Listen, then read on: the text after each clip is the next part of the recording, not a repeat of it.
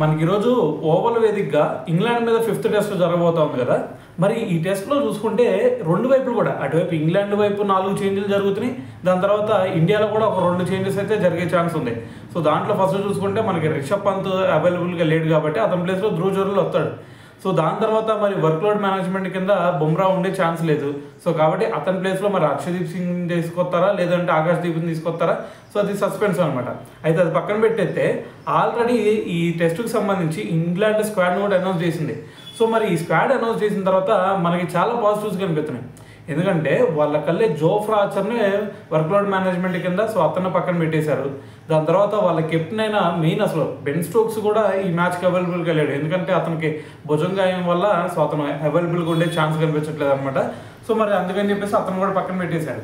So దాని తర్వాత మరి ఇంకో బౌలర్ వచ్చేసరికి డాసన్ లేడు. దాని తర్వాత వచ్చేసరికి మరి వాళ్ళకల్లే బ్రైడన్ కార్సో. సో వీళ్ళు నలుగురు కూడా బయటికి వెళ్ళిపోయారు. సో మరి వీళ్ళ ప్లేస్లో చూసుకుంటే పేసర్స్తే అందరు కూడా పేసర్లే ఈసారి వీళ్ళకల్లే ఉంది.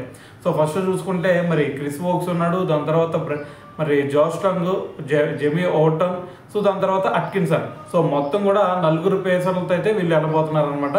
సో మరి ఇదంతా చూస్తూ ఉంటే మనకే కొంచెం అప్పర్ హ్యాండ్ కనిపిస్తుందేమో అనిపిస్తుంది. ఎందుకంటే వీళ్ళకల్లా జోఫ్రా ఆర్చర్ లాంటి వాళ్ళు లేరు. దాని తర్వాత స్పిన్ బౌలర్లు లేరు. సో మరి దీంతో మరి ఇండియన్ టీమే కొంచెం స్ట్రాంగ్గా అనిపిస్తూ ఉంది నాకు, బౌలింగ్ పరంగా అయినా సరే బ్యాటింగ్ పరంగా అయినా సరే. కానీ ఇక్కడ మనకి గుర్తుపెట్టుకోవాల్సిన అంశం ఏదైనా ఉందా అంటే మనకెళ్ళి బ్యాటింగ్ అటాక్లో శుభ్మన్ గిల్ చూసుకుంటే మనకి ఈ సిరీస్ మొత్తంలో కూడా టాప్ స్కోరర్గా ఉన్నాడు. దాని తర్వాత కేఎల్ రాహుల్ చూసుకుంటే సెకండ్ ప్లేస్లో ఉన్నాడు. సో మరి ఈ మ్యాచ్ వీళ్ళిద్దరి మీదే డిపెండ్ అయి ఉందని చెప్పాలి. ఎందుకంటే వీళ్ళిద్దరు కనుక స్కోర్ చేశారంటే ఆటోమేటిక్గా మనం గెలిచే ఛాన్సే ఎక్కువ ఉంటాయి. సో మరి వీళ్ళిద్దరు కనుక చేతులు ఎత్తేసారంటే మనకి ఫామ్లో ఉంది నెక్స్ట్ సుందర్, దాని తర్వాత జడేజా. సో మిగతా ప్లేయర్స్ ఎవరు కూడా అంత ఫామ్లో కనిపించట్లేదు. సో కాబట్టి ఇక్కడ కేఎల్ రాహుల్ అలాగే శుభ్మన్ గిల్ ఏదైతే ఒక మంచి పార్ట్నర్షిప్ బిల్డ్ చేస్తారో సో మ్యాచ్ మొత్తం కూడా దాని మీద డిపెండ్ అయి ఉంటుందని చెప్పాలి.